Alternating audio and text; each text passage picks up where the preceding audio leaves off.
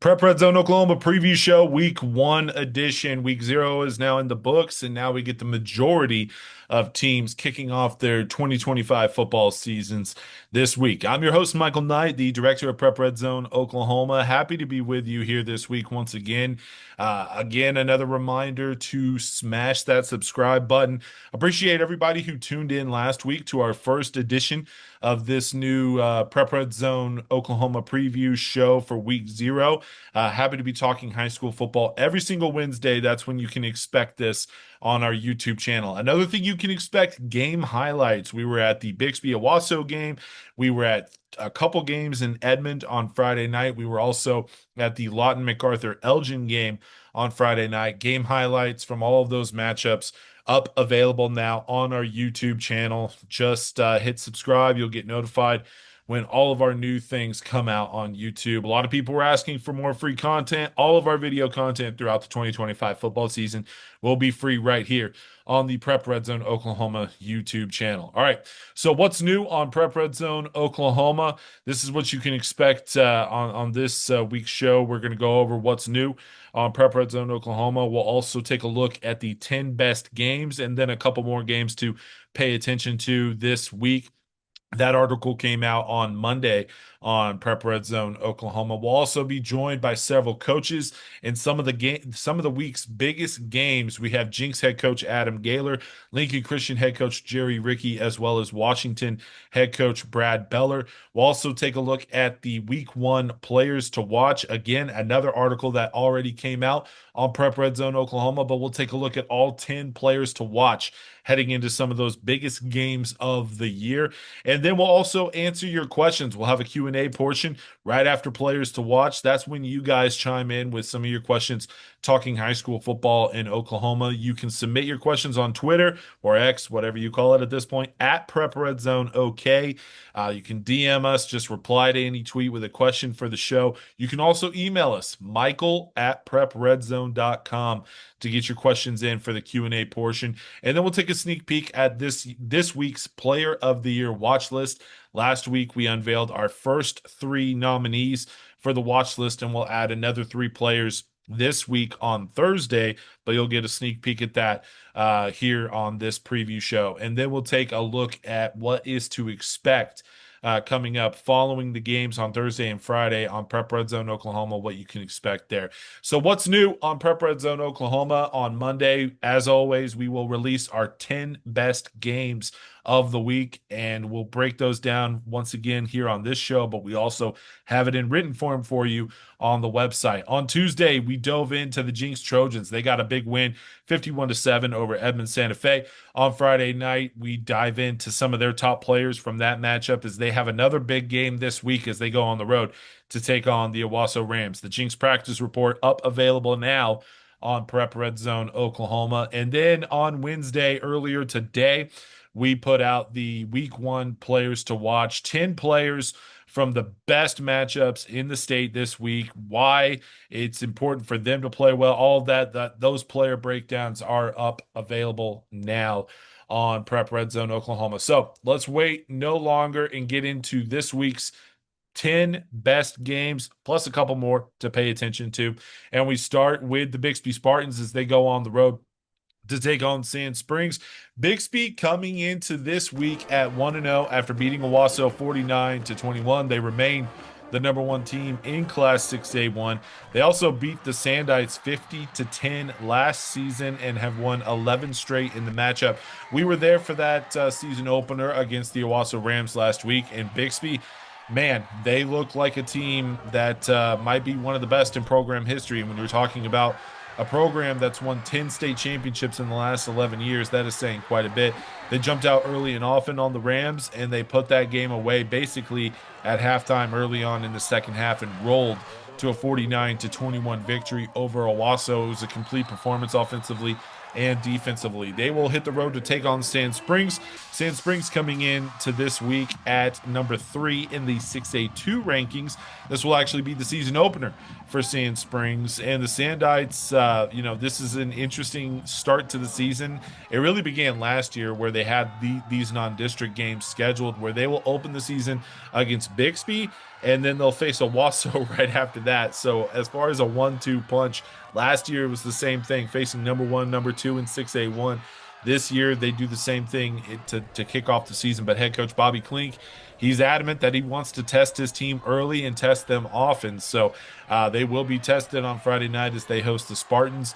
For Sand Springs, once again, like I said, this is the season opener, but could this be the year that Sand Springs breaks through and truly contends for the state championship? They've been knocking on the door. Last year, they made it to the semifinals.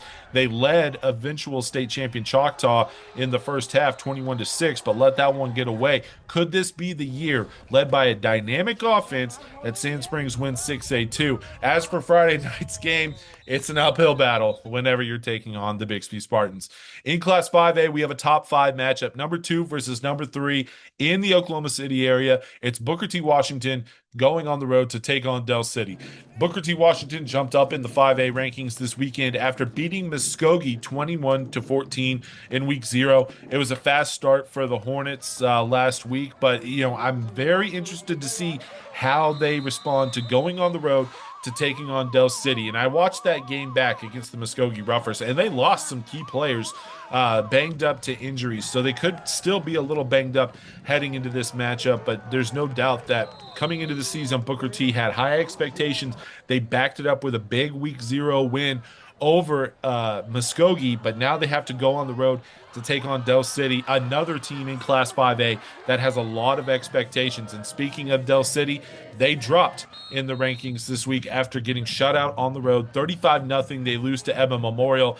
But the good news is, last year they lose 35-0. They immediately bounce back and just absolutely dominate the rest of Class 5A until they ran into that Carl Albert-shaped buzzsaw in the playoffs. But this is an interesting matchup for Del City as they try to bounce back from last week. They beat Booker T. Washington 33-0 last season, and they've won 3 straight in this series against the Hornets. So when you're talking about potential preview matchups, I mean, this is number 2 versus number 3 in Class 5A. It's only September. It's very early on in September, so we have a lot of football left to be played, but these two teams look like 2 of the best in Class 5A, and we get to see them head-to-head on Friday night. Coming back over to the Tulsa area, you have 2 teams that had very different season openers last week. Cassia Hall going on the road to take on defending Class A1 state champion Rejoice Christian in Owasso. For Cassia Hall, it's bounce back time.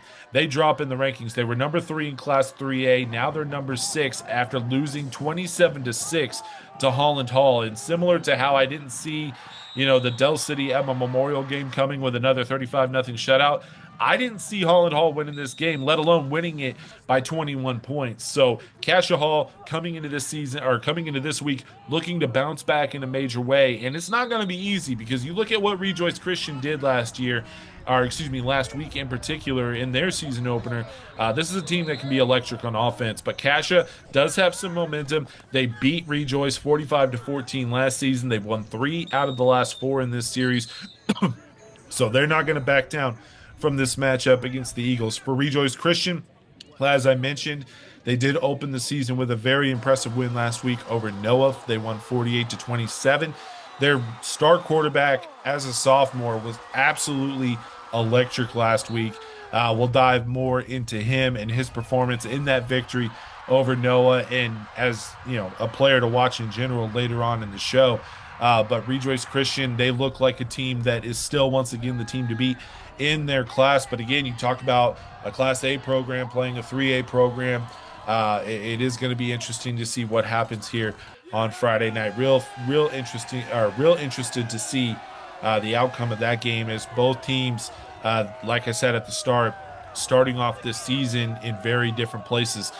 Staying in the Tulsa area with another private battle, you have Lincoln Christian, the two-time defending 3A state champion. Lincoln Christian Bulldogs hosting Heritage Hall in what has become one of the absolute best rivalries in 3A football. Last year was the first time that they had met in the regular season, despite countless matchups in the playoffs. Now Heritage Hall makes the rare trip over to Tulsa to take on the Bulldogs. And when you're talking about Heritage Hall, they opened their season last week. They beat Clinton 30-0 in week 0, an impressive win for the Chargers. They're number 3 in our Class 3A rankings, behind Lincoln Christian and Sulphur, respectively. And as I mentioned, this is a rare trip for Heritage Hall to come over and play in the Tulsa area during the regular season. We just simply haven't seen that very often over the last decade, despite the Chargers being one of the best programs in Oklahoma. And, I was at that regular season meeting between Heritage Hall and Lincoln Christian last year. Heritage Hall getting off to a fast start. They'll look to do the same again this week, but this time hold off the Bulldogs and try to pull what would be somewhat of an upset over the top-ranked Lincoln Christian Bulldogs. And speaking of Lincoln, they are number 1. They have won back-to-back state championships. They bring a 29-game winning streak into this week's game against Heritage Hall. They beat Victory Christian last week in their season opener, 63-0. They beat Heritage Hall twice last season, once in in week 1, and then they met again in the playoffs. They beat the Chargers both times. They've won 6 straight in the series, and will have their head coach Jerry Ricke later on in the program. Another game in the Tulsa area that you have to pay attention to, this time in 6A1, the Owasso Rams hosting the Jenks Trojans. We talked a little bit about Owasso as they fell to Bixby in that season opener last week, but now they return home. And if you watch that game, Bixby, they got off to a fast start.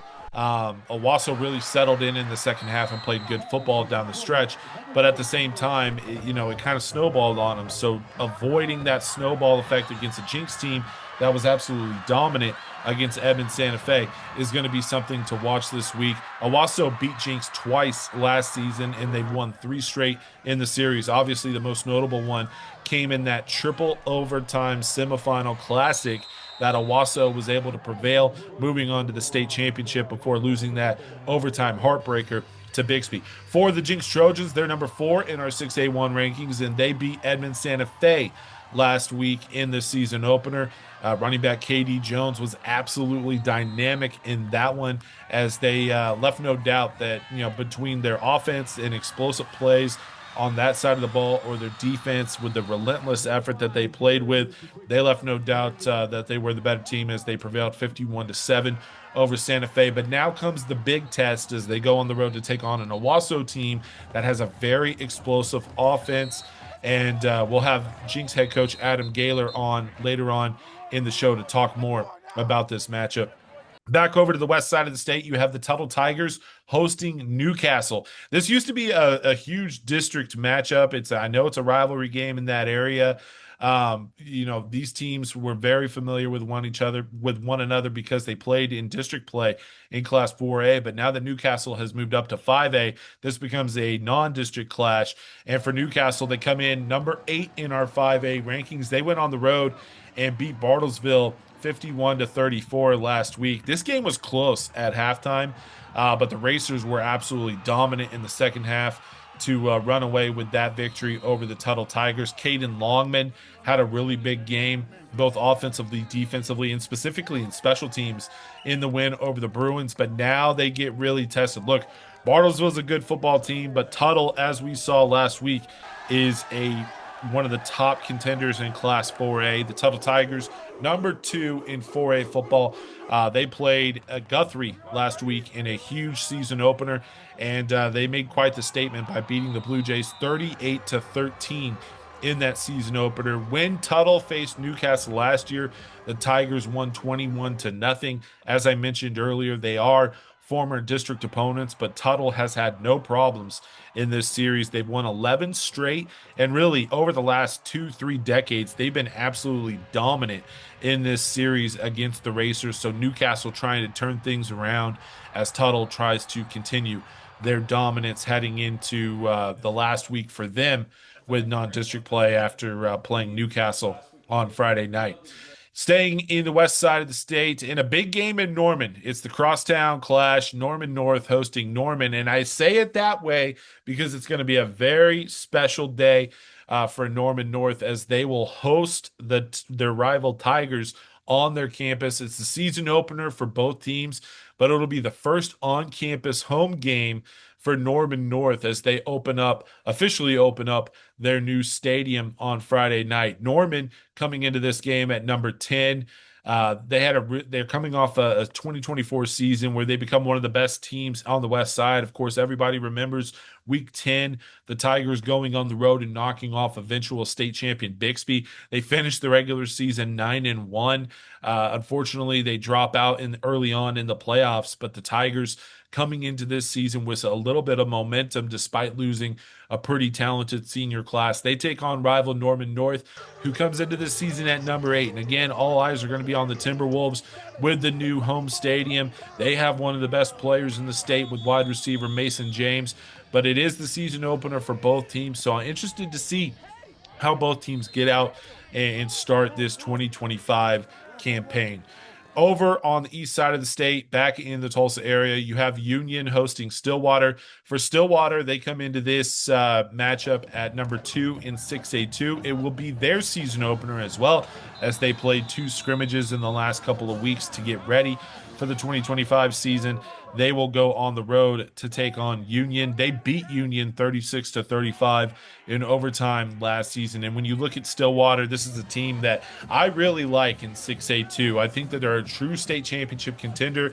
Them and Choctaw being in the same district is crazy because I think they're hands down the top 2 teams in 6A2 right now. But Stillwater, offensively, they have the chance to be really special with all the personnel that they have coming back. That offensive line is really talented, and they're going on the road, not afraid of playing Union, as they have experience of beating the Red Hawks head-to-head after last season. Union coming into this week at number 6 in our 6A1 rankings. They lose their season opener last week to Bentonville 28-14, and really Union struggled out of the gates. I know penalties were a big problem that they had. They're still, trying to figure out what they want to do at the quarterback position. But for Union, it's bounce back time because you have Stillwater coming in. They just beat you last season, and then you have to go on the road to take on Jenks in week 2 in that annual backyard bowl. So not an easy stretch of the schedule. And for Union, you got to figure some things out before you enter district play, because that district schedule is tough, especially early on. The Owasso matchup is very early on in the district slate. So for Union, it's time to bounce back, and it starts this week against Stillwater. In my opinion, the game of the week, it's why I'm going there. The game of the week is going to be taking place in Sulphur, Oklahoma, as the Sulphur Bulldogs host Washington. 2A1, number 1 ranked Washington. They beat Community Christian 35-6 last week to open up their season. They have now won 45 consecutive games. It's without a doubt the longest active streak. And to remind you, the record for Oklahoma 11-man football is 58 consecutive wins. That was done by the Bixby Spartans just a few years ago. If Washington is able to go undefeated again this season, they will tie that record with 58 consecutive wins. But I'm telling you what, they are going to be tested. This is probably going to be their toughest test, I would say, of the 2025 football season. It was their toughest test last year. You can make the argument, as they beat Sulphur 27-24, but that game went to double overtime. So it's going to be a tough matchup once again, as they have to go on the road to take on Sulphur. That's a season opener for the Bulldogs, as they had 2 scrimmages as well to get ready for the season. They're ranked number 2 in Class 3A. They were the 3A runner-up. And I should mention for Washington, Brad Beller coming on the show later on in the program. But Sulphur, you talk about a team, and Coach Beller mentioned it, how Sulphur comes into this matchup not afraid of the Warriors. They don't care at all about the winning streak, because that matchup last year, they probably feel like they should have won that game. And so for Sulphur, this is what a way to kick off the season it would be at home to knock off the Warriors Friday night. I can't wait to be there. We'll have all the highlights. We'll have post-game reaction from whoever wins, coaches, players, things like that, available right here on the Prep Redzone Oklahoma YouTube channel. And then our final game for the 10 best games of week number one, Yukon going on the road to take on Mustang. It is the annual rivalry game there as Yukon coming into this week at number 9. They jump into the top 10 rankings after beating Putnam City 48-35 last week. It was a really fast start for the Millers offensively, and they look like a team that could be a sneaky team in 6A1. They've struggled over the last couple of years, but offensively, they looked really good. Putnam City, I know it's a 6A2 program, so look, you talk about the difference in enrollments and things like that. But I'm telling you, Putnam City is one of the better teams in 6A2 with all the firepower, especially on the offensive side of the ball that they have. Could we see another shootout as we saw UConn kind of prevailing over Putnam City in a high scoring affair? Could we see another high scoring game again this week as these two rivals clash? For Mustang, it is the season opener for the Broncos. They're ranked number 5 in our 6A1 rankings. They beat UConn 52-14 last season, and they've won 7 straight in this rivalry against the Broncos. And I'm telling you, um, Mustang has an offense with a lot of firepower. This is one of the biggest talking points over the last several months. All the new additions, all the transfers, the move-ins, and things like that that Mustang has, and starts with the quarterback coming from California. But there's plenty of other new faces that give this Mustang offense and really the team in general a lot of talent and a lot of firepower to work with. So I'm definitely interested to see what happens in that rivalry game. And then to wrap up the game coverage, we have some other games that we're keeping an eye on. Anytime you have a big rivalry game, I'm always interested. Bishop Kelly going to Oklahoma City to take on Bishop McGuinness. It's a rivalry game. The Irish have won 4 out of the last 5. And here's one, and this is the season opener for Bishop Kelly. Bishop McGuinness was able to get a huge road win last week over Deer Creek. But here's the craziest part of this matchup. I don't know who did the schedules, and I know sometimes it's just off balance like that, but this is going to be the only home game for Bishop McGuinness until October 17th. They played last week on the road, and they play at home this week, and then they're going to be on the road playing away from home until October 17th. So if you're a McGuinness fan and you don't want to travel anywhere, this is the only time you're going to be able to see him for about a month and a half. But obviously a huge game, the battle for the Shillelagh. These two teams do not like each other. And so anytime you have a rivalry clash, that's always something to pay attention to. And then how about this game? Fairview hosting Kingston. Both teams were absolutely dominant last week. Kingston beating Medill 64-2. Fairview beat Alva 56-0 last season. And earlier I mentioned being dead wrong about the Del City Edmond Memorial game. I was dead wrong about Fairview. I thought they would take a bit of a step back this season, losing a very special senior class. Specifically, their quarterback was a 4-year starter. I was like, I don't know if Fairview is going to be the typical top 5 team that we've seen the last couple of years. I'm already throwing up a white towel. I got that one wrong. 56-0. Did not see that coming as they beat Alva. And by the way, these two teams met last year. Fairview stunned Kingston in the final minute with a game-winning touchdown. So they played an instant classic last year. Real interested to see what happens in this matchup this year. Then you have Pawnee at Woodland in northern Oklahoma. It's the season opener for the defending Class A2 state champions. They're hosting a top 10 team in Class A1. So it's the season opener for both teams. And for Woodland, they were absolutely dominant from start to finish as they went wire to wire as Class A2's top 10 or top team, capping it off with the state championship. And this year, kind of similar to Fairview, they lost a lot of talent, specifically at the quarterback position. And I'm wondering, what is Woodland going to look like in 2025? We get our first look at the 2025 Cougars on Friday night as they host Pawnee. All right, now moving on to the coaches conversation portion of the show. And we have some outstanding guests once again, headlined by the newest head coach of the Jenks Trojans, who is perfect on his career as Jenks head coach, by the way. 1-0 on the season after beating Edmond Santa Fe 51-7. Adam Gaylor, the head coach of the Trojans, joins us. And coach, take us back to Friday night as there's been a lot of talk and a lot of hype about taking over this Trojan program. Take us back to Friday night, what it was like to actually finally take the field as the new Jenks Trojan head coach. Yeah, a lot of emotions, obviously, but really was excited for our kids, more than anything. They'd been waiting quite a while, and we had some ups and downs throughout the off season. But I was excited for them to get the opportunity to come out and just show what kind of football team that they've put together over the last few months. So yeah, it was a lot of butterflies, for me. First time head coach here at Jenks, and understand what the standard is and what the legacy is, the tradition here that Coach Lancaster, Coach Trimble, and Coach Riggs have built here. And so, no pressure, type deal. But it went away pretty quick. As soon as the ball's teed up and you know, it's go time. You just kind of get back to what you're used to. So offense went right down and scored, so that made me feel a lot better.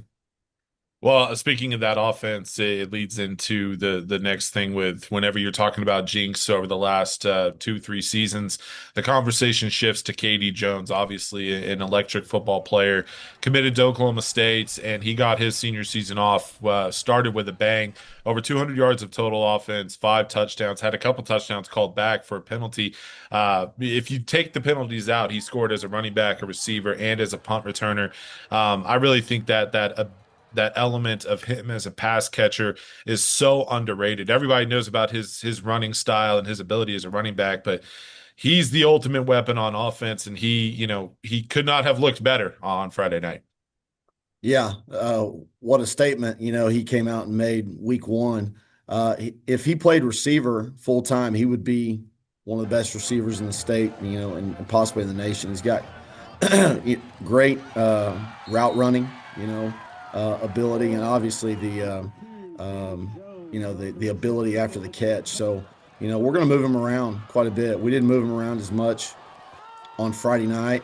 But yeah, as the year goes on, we're going to move him around, and so he's not going to be, always sitting in the backfield. And the other thing too is we can put him a wide receiver because we've got another kid named Clark Carricker that's a really good running back. Kyron Scott's another good running back. So we've got some guys behind him at running back that's going to give us the ability to split him out. But yeah, I know, go back and watching the film, he's probably a little upset because there's a couple of cuts he missed that he would have been closer to, 300 total yards offense if he'd have seen it. But outstanding performance by Katie. Had a huge play in the third quarter. They go down and score. We don't come out second half very, very well defensively, and they go down and score, and they got us on 3rd and long. They come out with a zero blitz, and Coach Cronister dialed up a screen to KD, and that was kind of the play that kind of put it out of reach. Now, KD is special. He's a special talent. Everybody knows that at this point, but I'll be honest, I came away really impressed. And it's funny saying this because they had several holding penalties and other things like that. But just looking personnel wise at your offensive line, you have a freshman starting at right tackle who already has an offer from Tulsa. He has a chance to be really special. Riley Kester, in my opinion, is the best offensive lineman in the senior class. I've loved him since he was a freshman. He plays the game with a mean streak that is, you just don't see that very often. Then your left tackle, he also has Division I offers. You might have the best offensive line in the state, coach, from a personnel perspective, and all the Division I offers that this group is going to get. Now, if you can clean up the penalties, they have the chance to be really good this season. No doubt. They're the strongest unit that our strength coach has coached here since 2018. So that's saying a lot. We've had some pretty good offensive lines and linemen in that time. So yeah, never happy with the penalties. Going back and watching the tape, a couple of them, 50-50, could have went either way, but that's kind of the way it is. But silly penalties you don't like, aggressive penalties you can live with, so we just got to cut out the silly penalties and get coach better technique, really with some of the aggressive penalties, which you can kind of live with. But yeah, great start for the offensive line. They are massive. Adolphe Aroru, who you mentioned, at left tackle, athletic basketball type body. Now he's weighing well over 300 pounds. Bo Bright, who came to us from Bixby, played guard, has really came along and matured and played really well in his first varsity start. And then kind of the unsung hero of that group's Landon Webb. His first start at center Friday night in a varsity football game.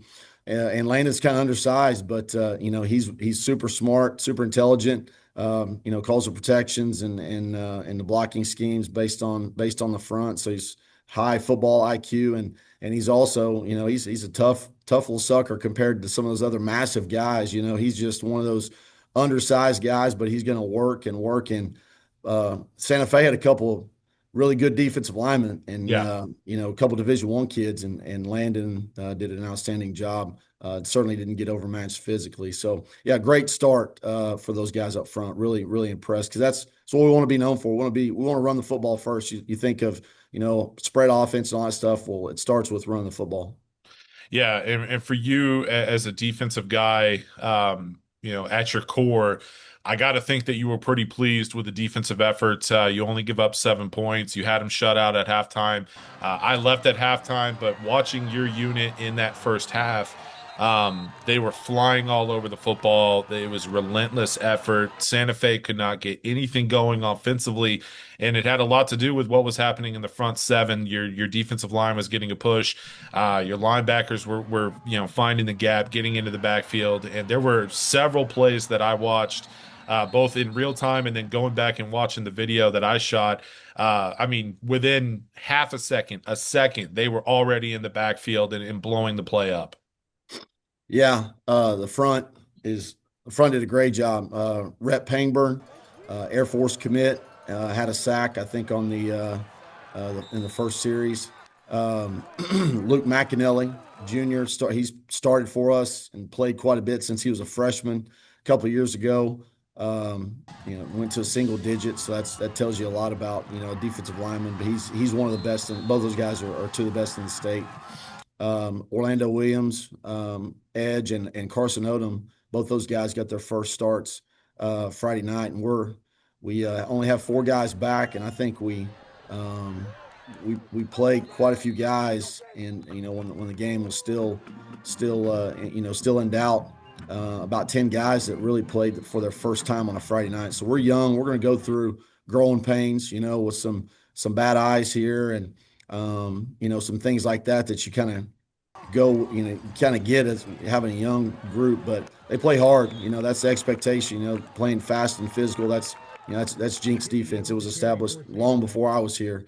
And so those guys understand what the standard is. And I was really proud of how they played, from an effort standpoint. A lot to clean up technically, from a schematic standpoint, alignment, eyes, run fits and things like that. And, the coaching staff's going to be pretty picky. It's always nice to be able to be picky after a 40+ point win, but we got a long ways to go. We're certainly not very good, honestly, yet defensively. We got a long ways to go, but that's a good thing when you can win by 40 and say that you got a long ways to go defensively. But excited about our start and how hard they played.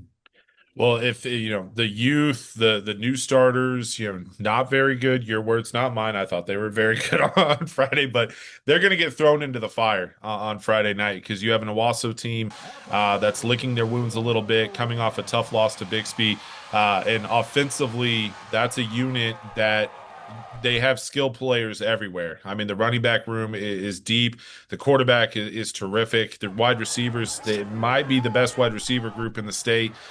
They played well, in the second half of that Bixby game, but by that time, it was a little too little too late.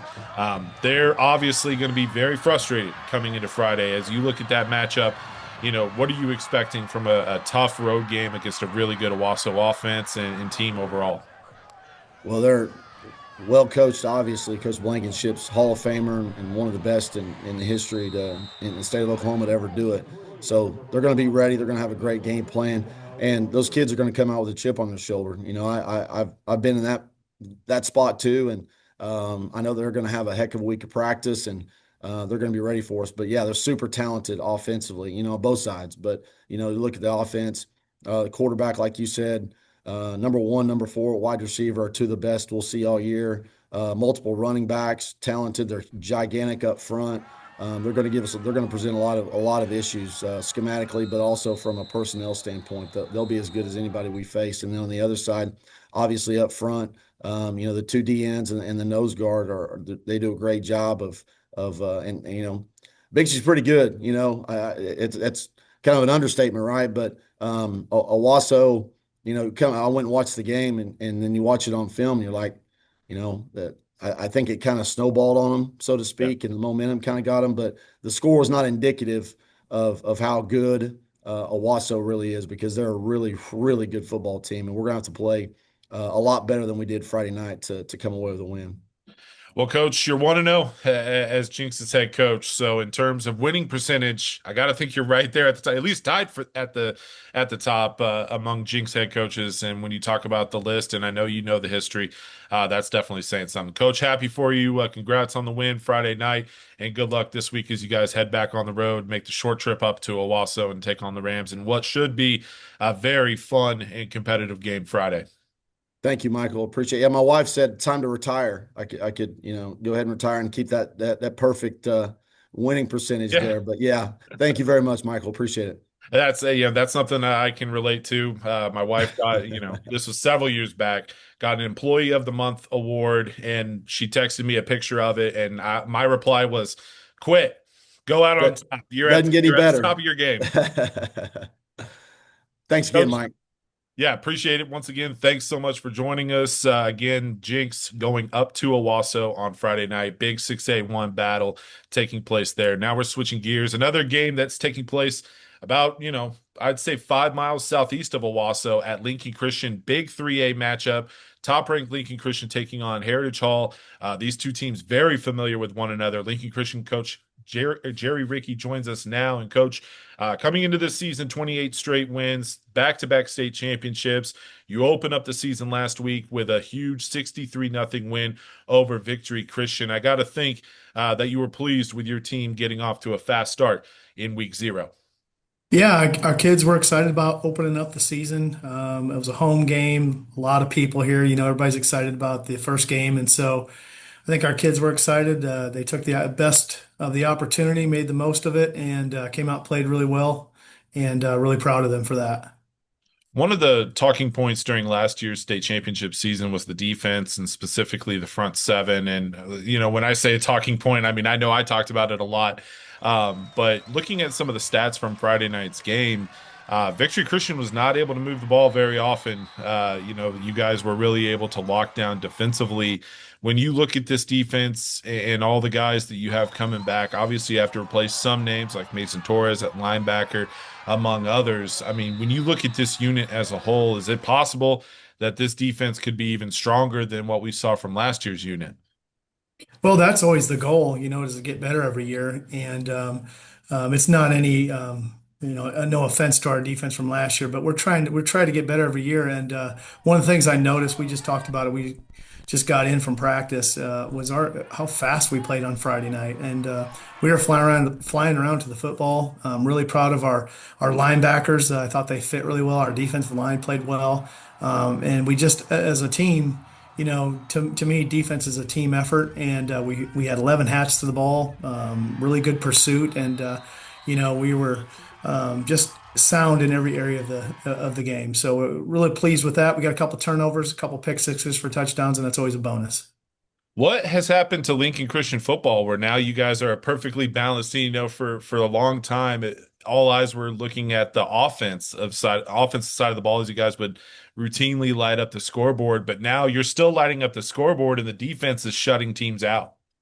Yeah, I mean it's a credit to our coaching staff, Coach Comfort, and our defensive coaches. They do a really good job preparing every week, getting our kids ready to play, and then just trying to teach them that edge. You got to play defense with an edge, and our kids do that. And I think the biggest thing that I have input on in practice, I don't look at structure, I don't look at exactly what they're doing. I look at effort, and we better be flying to the football, and you need to practice that, and that's what we do. We have periods where it's an NFL type style tempo where we're tapping hips and making sure everybody's running to the football. And our guys, that shows up on Friday night, and I'm really proud of the staff for having them ready to go. I mentioned at the beginning of this the winning streak, and now it's at 29 in a row. Obviously, back-to-back state championships. The goal is to get back there again this year. But as you continue to win games and that number continues to creep up, and this week you have a chance for 30 straight, How do you keep your guys focused on the task at hand, the game at hand, the opponent at hand when, more conversation is going to start popping up about they've won how many games in a row? How do you keep your guys focused? Because whether it's, Bixby recently or Carl Albert or Wagner, almost 10 years ago, when teams have those lengthy winning streaks, those more attention comes to that program. So how do you guys keep your focused on the task at hand? Well, it's day to day with us. I think a lot of coaches say that, but it truly is. We take each day as a new opportunity. We try not to get ahead of ourselves. It's easy this week for our kids to get excited about Friday, playing a great Heritage Hall team. But today I just need them to focus on what we're doing today. Within our film sessions, within our lift, our conditioning, and in each period that we have, it's just take that as an opportunity to get better. And I think our kids really buy into that. I think they're really into the moment of what we're doing, and that really helps us not get ahead of ourselves. You guys are hosting Heritage Hall on Friday night in what has become one of the best rivalries in 3A football over the last 5 years or so. Before last season, all of the matchups had been in the playoffs, and there's been plenty of them. Coach, what's going to be one of the biggest keys to Friday's game, and more importantly, getting out to a fast start? Because the last several times you've faced Heritage Hall, you've dropped down and you've had to come back and you've had to battle back. Although I don't think there's too many people worried about the Bulldogs, as you've won 6 straight against the Chargers in this series. Yeah, you said it. I mean, we need to start faster. We've been and dug ourselves into a hole both, well, the last 3 times we played them. And, I just have the utmost respect for their program. Coach Bogert, he does a fantastic job with his kids. They always play super hard. And I know they're going to be ready to go. Just watching them on film this year, it seems like they're playing with more of an edge. And, I think they're preparing to come here and win the game, which they should. But our guys are focused on, taking care of our business, controlling what we can control. Obviously, we need to take care of the football, and we've been able to run the ball pretty well against them. The last few times we played them, we need to continue to do that. But we also need to, we need to hit some plays when we have a chance in the passing game. And defensively, one of the things that we marvel at that they do, because we've played them so many times, so we have a lot of scout on them, is that they come up with new stuff every time we play them. And so it's kind of a chess match with what they're going to come out and do with our defensive guys and what they're going to do offensively. So, it kind of settle into what they're doing and see who can win the chess match early and, see if we can, be close to getting into the second half with them. This is such a fun matchup for those that live in the Tulsa area. I mentioned it earlier in the show how Heritage Hall, I don't know the last time Heritage Hall came over to the Tulsa area for a regular season game. I know they've been over, for preseason scrimmages, but I think this is one of the first times in a long time that the Chargers have been over in the Tulsa area for a regular season game. Great 3A matchup early on, and that leads me to my final thought, Coach. Year after year, Lincoln Christian, and really you can group Lincoln Christian in with a lot of those powerhouse programs. And what do all of them have in common? They test themselves early, and you guys are no different. You're playing Heritage Hall this week. You also have Arkansas powerhouse Shiloh Christian on the non-district schedule. Just how important is it in the program philosophy to test yourself early on in a season, as you guys, look, whatever happens Friday night, you might see Heritage Hall in November or December, but how important is it to test your team, test your program early on in a season to get you ready for the rest of the year? It's real important. I mean, that's why we do it, and we need to see people in the fire. You need to see your new guys, especially the guys that don't have as much experience the fire on a Friday night, and that's kind of what Heritage Hall and Shiloh Christian they make you find out your weaknesses. They also help you find your strengths, what you do well, and that's why we schedule these games. They're good games to plan. It's good for our fans. It's good for our kids. I didn't have to say a whole lot today to get them ready to practice this morning. We had a good practice this morning. They know what's at stake. They know what they're getting ready to face. And it's nice to have these tests early in the year to kind of figure out where you're at, what you need to work on, and how can you get better. As I always say with games like this, and look, I'm the guy who's writing about or talking about the storylines. The storylines write themselves when it comes to Lincoln Christian and Heritage Hall. Coach, thanks so much for your time this morning as you guys get ready for a massive Friday night clash in Tulsa as you guys welcome in Heritage Hall. Like I said earlier, one of the best 3A rivalries that we have going. Thanks so much for your time and good luck Friday. I appreciate it, Michael. All that you do for high school football in Oklahoma, we appreciate it. Thank you, Coach. And now we're transitioning to another coach that has a very lengthy winning streak. That's 45 straight victories for the Washington Warriors. And head coach Brad Beller joins us on the program now. And Coach, it's so interesting how, you start out the season with a 35-6 win over Community Christian. You've won 45 games in a row.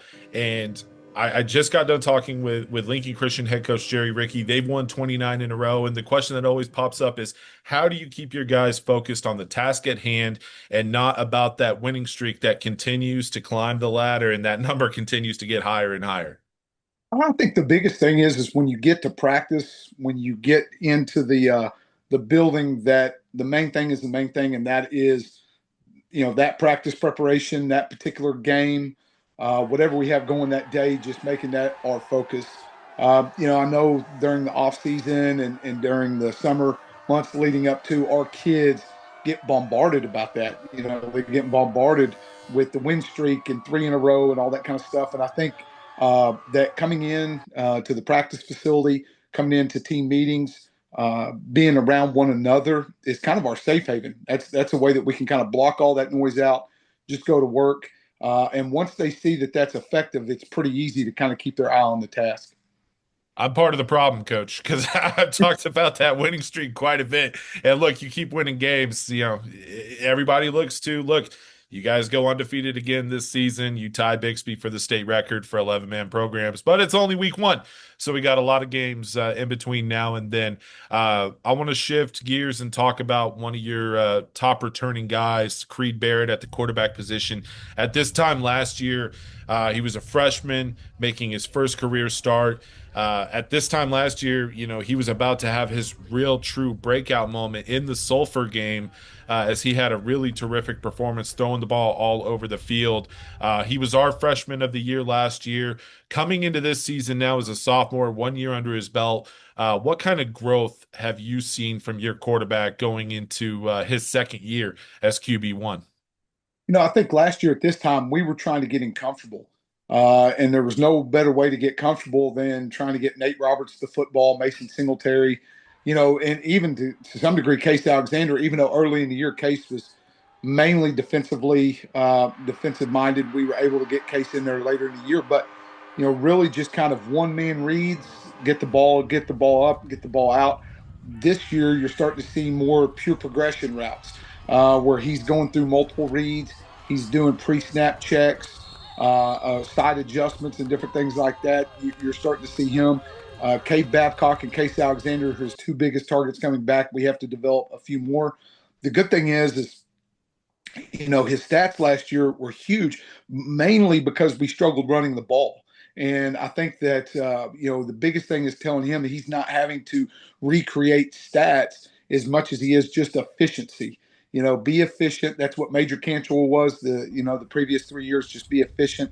And I see that in him right now. I think he's still growing. I think he's still trying to take it step by step. But the more we can add to it, where he's not just honing in on one receiver, one read, letting him take control of the offense, make it his.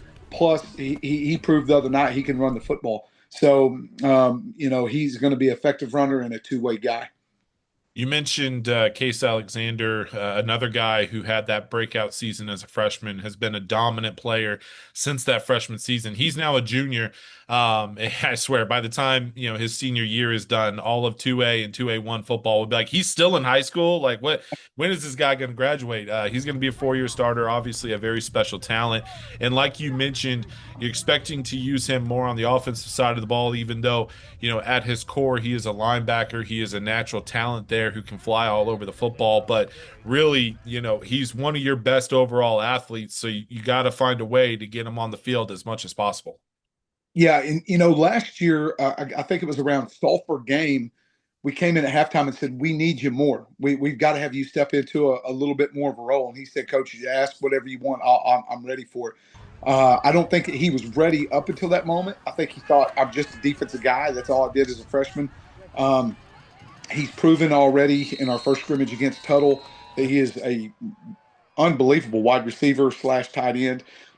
First play of the game the other night, he has a touchdown reception. I think he had 2 receptions, 2 touchdowns the other night in the ball game. So he is as effective offensively for us as he is defensively. Defensively, we rotate so many guys. We can keep people fresh. We rotate a lot of guys offensively with personnel groups.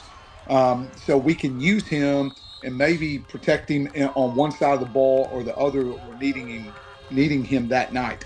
And so his growth over this season, I mean, when you see him, he looked good last year.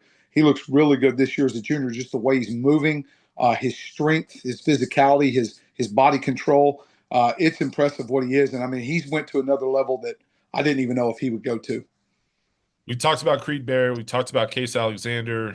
Everybody at this point knows the stars that Washington has coming back. But who are some of the other guys? Because look, during this run, you don't win 45 straight based on, the Nate Roberts, the Case Alexanders, the Cooper Alexanders. You need those guys. Those guys definitely help. But you also need those program guys, the 3-year starters that, maybe an undersized offensive lineman or, a Hudson Howard who was so special and so important. Who are some of those guys that maybe we don't know about that we need to start paying attention to this season, those typical Washington Warrior program guys? Yeah. There are 5 guys. I would say 5 guys off the top of my head, and there's probably more.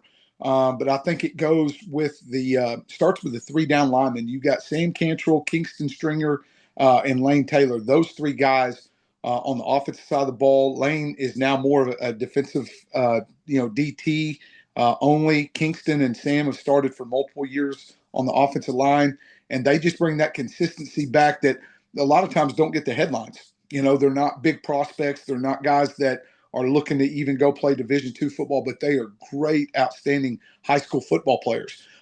Lane Taylor's one. I think he'll have a chance to maybe go to the next level and play. And the same thing for Dawson Thomas. He's our safety that as a sophomore, he didn't start, but he led the team in interceptions. And he's everywhere. He's in the box. He's all over the place. And then you got a guy like Blake Heidegger that is another one that is a linebacker, 3-year starter at linebacker. No one really knows about, but he's sneaky, was second on the team last year in tackles.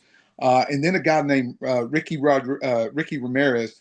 He is a defensive end, high energy. He's your typical Washington Warrior that plays hard, plays above his mind sometimes. Got to reel him back in every once in a while, but he is the high energy player for us. And so those are some of the guys that I know I'm missing a lot of them, but those guys right there that are seniors that have been in the fire that are going to shine as seniors, even though they haven't had their opportunity to be the star, the last several years.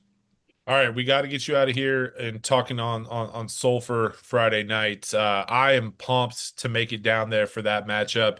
In my opinion, it's the best game of week 1, and there's some really great games across the state of Oklahoma. But you got a 3-time state champion, 45 straight wins, going on the road to take on a Sulphur team that they're expecting to make a trip to Edmond this year. They did it last year. They nearly won the 3A state championship. Just coming up inches short of a 2-point conversion that possibly could have given them the gold ball. But when you look at this Sulphur matchup, and I joked with you beforehand, I would have had FOMO if I missed out on this game again, and it was another instant classic like we saw last year. Last year, double overtime, Washington survives, and that streak stays alive, and you remain undefeated early on in the season. What are you expecting from a Sulphur team that has a lot of really good football players coming back, and you guys played, a very, very competitive game with them last season? What they're going to be is physical. That is something that every time you see Sulphur play, every team that plays Sulphur, you almost need a bye the following week. You really need one the next 2 weeks. We were banged up pretty bad even going into our bye week last year, and so they are a team that Coach Cole, leading back to Coach Dixon, that's their staple, and they're always going to have great athletes. They're always going to be big and strong up front. There's no difference this year. So you have to be willing to fight for 48 minutes. If you aren't, and they will, I promise you they will, then you will get beat. And that's what we have to be willing to do on Friday, especially going down to Sulphur. They felt and probably should have won that game last year, definitely at the end.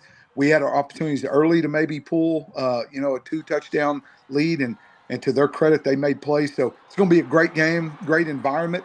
And I know Coach Cole will have them ready, and we got to be ready as well. I cannot wait. You got Washington, a great football community. You got Sulphur, a great football community, going head to head in Southern Oklahoma. There's not another game that I'm more excited for this week. That's why I'm going to be there. Looking forward to catching the action on Friday night. I'm sure we'll catch up before, or in your case, hopefully after the game, after a win Friday against the Bulldogs on the road. But Coach, thanks so much for your time today, and good luck Friday. All right. Yes, sir. Thank you. He's head coach Brad Beller of the Washington Warriors as they try to win 46 straight in a tough matchup in week 1 on the road against the Sulphur Bulldogs.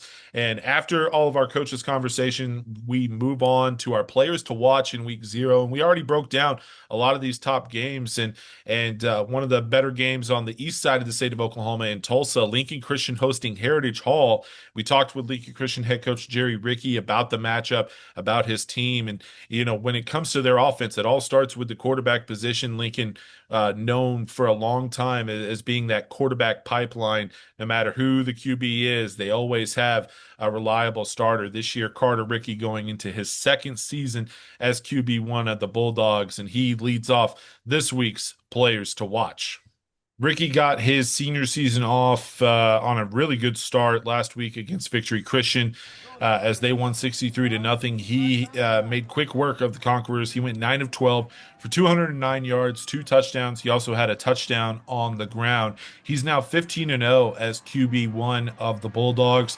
He leads an incredibly balanced and efficient offense, and I'm interested to see what he does against Heritage Hall this week. Heritage Hall shut out Clinton last week, so they're coming into this week's matchup with a strong defense of their own, an opportunity for Carter Ricke to have a strong performance against a really good defense. But look, I mean, he has playmakers at the running back position. He has playmakers at the receiver position.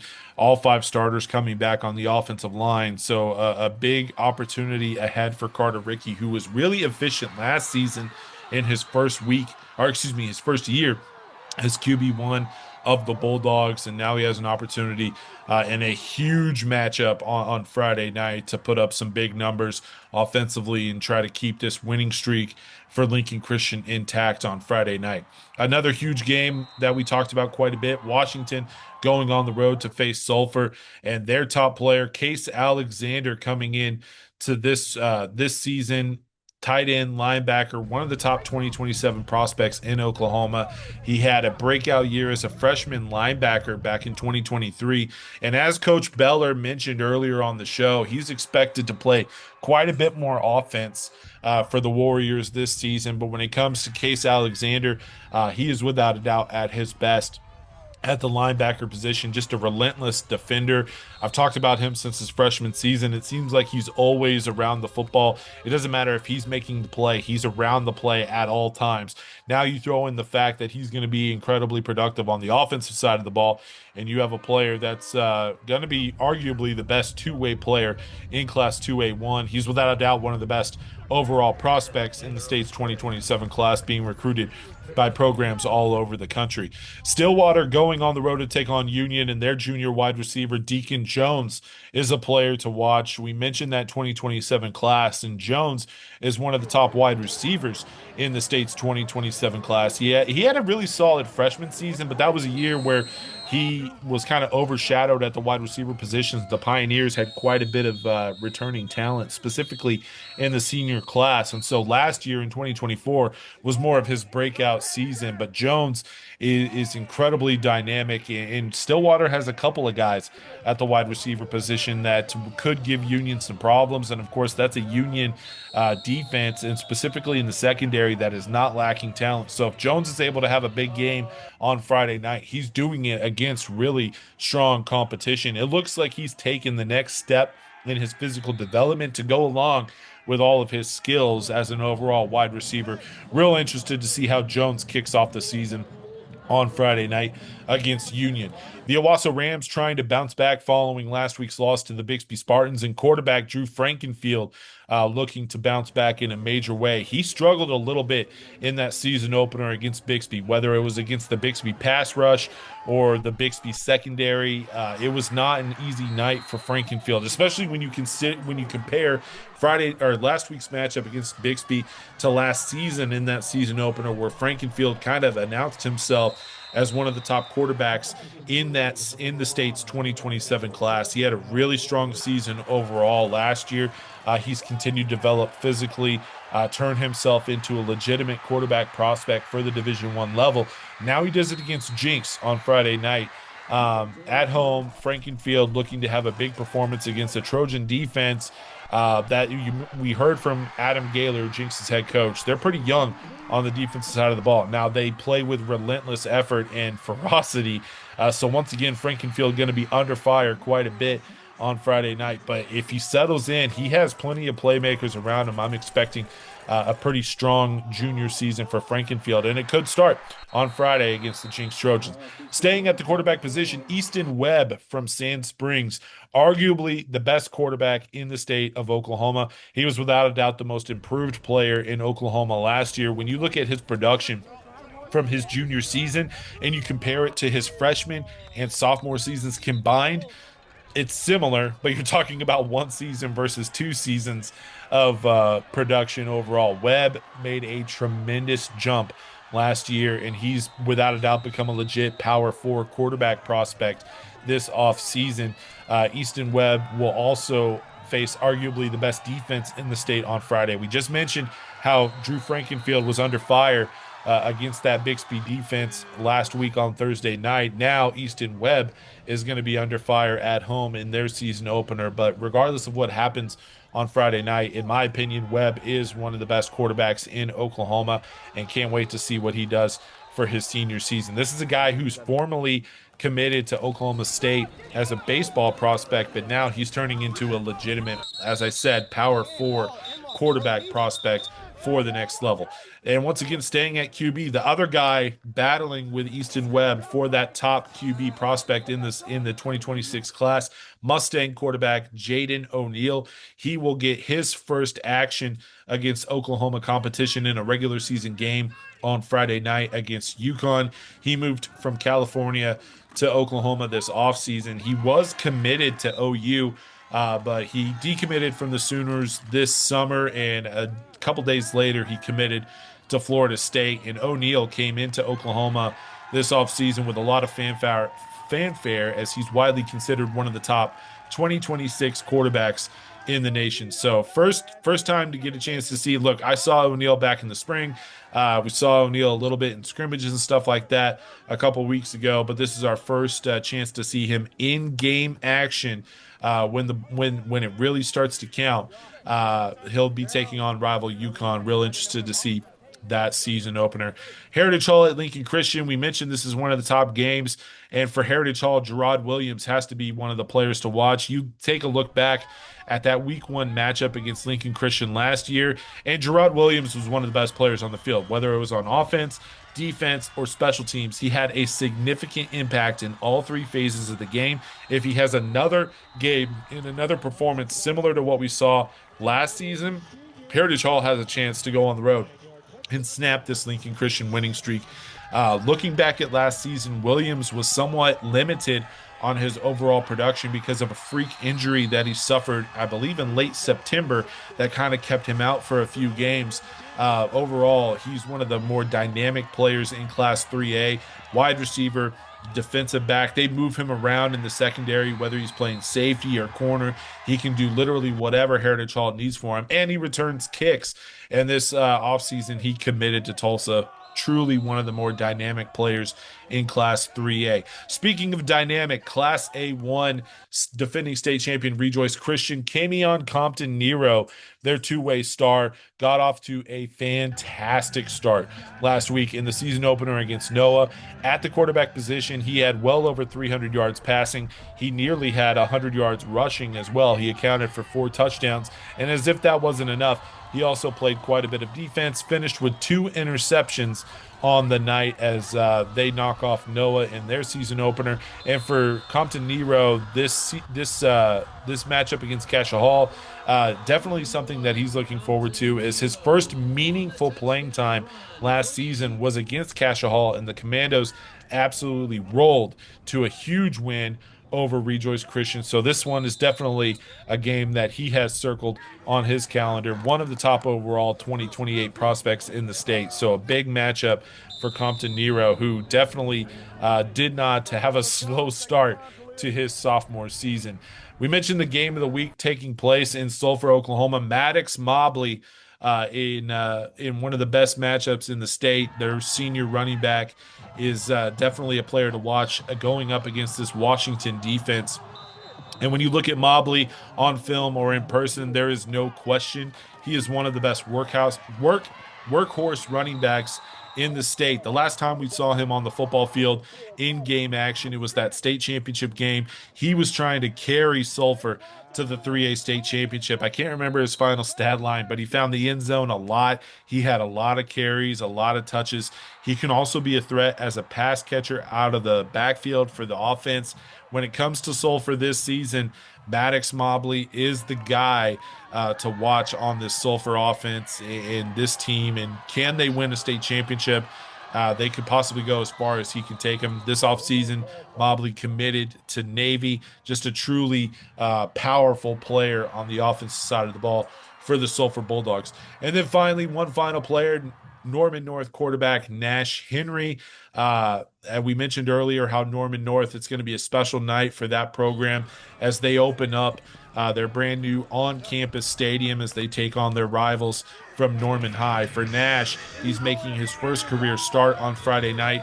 He came into his freshman year last season with a lot of hype behind him as one of the better 2028 prospects early on, but this will be his first start on Friday night, first meaningful snaps that he'll be taking at the varsity level.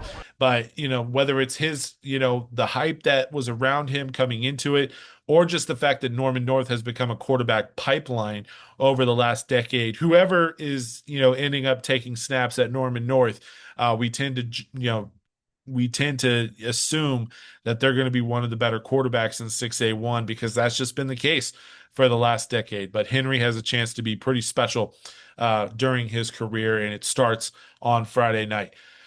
Now, moving on to our next segment, it's the Q&A portion of the show. Again, reminder, you can send us your questions at any time during the week. Tweet at us, reply to any of our tweets with a question for us to answer on the show. You can DM us. You can also email me, michael@prepredzone.com. Only one question for us this week, and it's pretty simple. What's the best game in the Oklahoma City area for week 1? And look, the best game is Sulphur's not in the Oklahoma City area, but it's on the west side of the state. It's not too far from Oklahoma City. Them hosting Washington is the best game of week 1, in my opinion. But if you're looking to stay kind of close to the OKC Metro, I'll give you 2. Without a doubt, Del City hosting Booker T. Washington has to be considered 1, as it's the top game in Class 5A, number 2 versus number 3. Plenty of star power as well. On Del City, they have multiple guys that are going to be at the Division I level. Booker T. Washington you can make the argument of the same thing, that they're going to have multiple guys at the D1 level. So that's definitely one game to look out for. Yukon and Mustang is the other game. You talk about star power, Division I guys. That's one that will definitely be taking place on Friday night in the OKC area. That, look, Mustang has owned that series. Yukon got off to a fast start last week in their season opener against Putnam City, but both teams have players. Both teams have players. Mustang, it's the first chance to see them with all their new faces and new additions and the talent that they have on both sides of the ball. So those are two games that I'm definitely paying attention to in the Oklahoma City area. On Thursday, every single week on Prep Red Zone Oklahoma, we release the Player of the Year watch list, and we give you a sneak peek of it right here. We add 3 new names to the Player of the Year watch list, and we're going to take a look at all 3 players right now before we break them down further on the Player of the Year watch list on Thursday on Prep Red Zone Oklahoma. And we start at Bixby with Braden Presley, the senior two-way standout committed to Oklahoma State.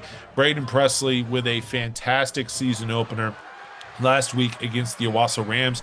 Offensively, defensively, Presley got the job done. He was fantastic. He was their leading wide receiver. Of course, the highlight being that 87-yard touchdown pass in the second half. He also had a touchdown reception in the first half where he drug a couple of Owasso defenders into the end zone. So Presley with a really strong start, both on offense and defense in that season opener. And when you combine that with the way he played in last year's state championship game, Presley has a lot of momentum right now playing, especially on the offensive side of the ball. We know what he can do on defense. Staying in 6A1, Jenks running back KD Jones, our next addition to the Player of the Year watch list. We talked about him with Adam Gaylor early on in the program, and over 200 yards of total offense, 5 touchdowns on the night. And we mentioned several touchdowns got waved off by a penalty, but Jones had an opportunity to have an even bigger night. And look, it was solid. And for Jones, he's been considered one of the best players in Oklahoma for the last 3 years. This year is no different. Great start to his senior season. He's another kid who's committed to Oklahoma State along with Braden Presley. So no time better than right now to add KD Jones to our Player of the Year watch list. He's going to be one of the best players in Oklahoma this season. And then finally, again, staying in 6A1, Norman North wide receiver Mason James, another Division I commit. He's committed to Washington after a big pursuit by Power 4 programs all over the country. James eventually settled on Washington to play in the Pacific Northwest.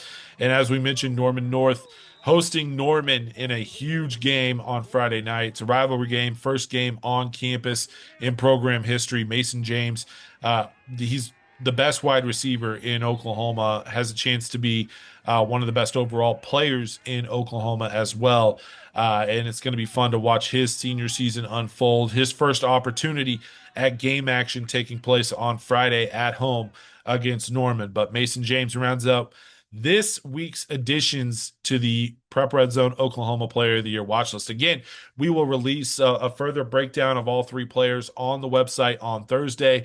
But every single week on the Prep Red Zone Oklahoma Preview Show, we will give you a look at all 3 players that we're going to be adding to this year's Player of the Year watch list. Of course, the 10 finalists for the award will be announced in December, with the winner being announced in early January. So it's been a fun 4 or 5 years doing this thing where we're looking at the best players in Oklahoma every single week with the Player of the Year watch list. So those 3, Braden Presley, KD Jones, and Mason James, the latest additions of the Player of the Year watch list. Now, finally, what to expect on Prep Red Zone Oklahoma. As I mentioned, that watch list breakdown will be out on Thursday. Our First Look Friday breakdown will be out on Friday as well. And we mentioned this last week, how we will be doing this series every single Friday, where we're taking a look at 5 players that I've never written about with Prep Red Zone Oklahoma, whether it's guys that have just been flying under the radar, or maybe they just had a breakout performance and it's time to shine a light on them. This week we have Anderson Collier, Bo Bright, Elvis Myers, Kane Wood, and Joe Thomas that are going to be featured as the 5 players on this week's First Look Friday breakdown on Prep Red Zone Oklahoma. We will also have coverage from 2 different games, both on the website, social media, and right here on our YouTube channel with highlights, post-game reaction, and stuff like that. Thursday, we will be in Cleveland, Oklahoma, as they will host Hominy in that annual rivalry clash. Looking forward to seeing the Bucks. They're a top 5 team in Class A2. Looking forward to seeing how they kick off their season. And then on Friday, as we've mentioned countless times, I'll be in Sulphur to see the Bulldogs host Washington on Friday night. So you can check coverage of those 2 games out on social media, on our website, and right here on the YouTube channel as well. On Saturday, we will update the rankings in every single class first thing Saturday morning going into week 2. We'll also recap all the top stories from week 1 on Saturday night. And then finally, on Sunday, we will have the top performers from week 1. In week 0, we had 18 different players featured on the top performer piece. And now, again, we want to remind you to send in nominations for top performers. You can tweet at us, DM us. We send out a couple prompts on Friday night and then multiple times during Saturday and then one final time Sunday. Tweet at us, DM us, email michael@prepredzone.com for your top performer nominees, and we will put out that feature every single Sunday during the 2025 football season. My thanks once again goes out to Jenks head coach Adam Gaylor, Lincoln Christian head coach Jerry Ricke, and Washington head coach Brad Beller. For one final time, I'm your host, Michael Knight. Again, smash that subscribe button if you haven't already. We're off to a great start with the Prep Red Zone Oklahoma YouTube channel. All of our video content this season free right here on the PRZ-Oklahoma YouTube channel. We want to thank you for tuning in to this week's edition of the Prep Red Zone Oklahoma Preview Show for week 1. Enjoy the football, everybody, and we'll see you right back here next Wednesday.